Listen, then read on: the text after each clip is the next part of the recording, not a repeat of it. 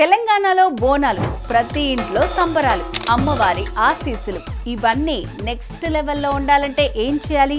మంచి షాపింగ్ చేయాలి. ఎక్కడ చేస్తున్నారు మరి? వెళ్ళి వారాహి సిల్క్స్, జూబ్లీ హిల్స్, కుకట్పల్లిలో చేయండి.